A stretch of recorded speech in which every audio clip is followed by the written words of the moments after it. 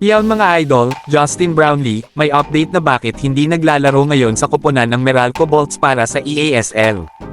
Ayon sa batikang sports analysts na si Quinito Henzon ay pinost niya sa kanyang social media account na kaya daw hindi pa naglalaro si Justin Brownlee sa Meralco ay dahil sa may sakit daw ito. Ito ang pahayag ng kanyang post. Word from Ginebra and EASL is Brownlee is down with pneumonia, hope he gets well soon. JB is not just committed to EASL but also for Gilas in FIBA World Cup Asia qualifying window, November 28 to December 1, but also SEA Games December 13 to 19.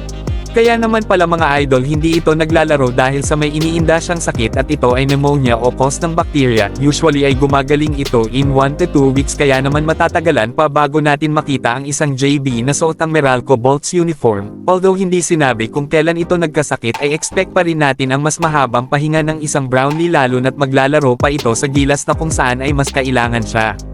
So possible mga idol na hindi na nga ito maglaro muna para sa Meralco at baka palitan na lang ito bilang naturalized import ng Meralco.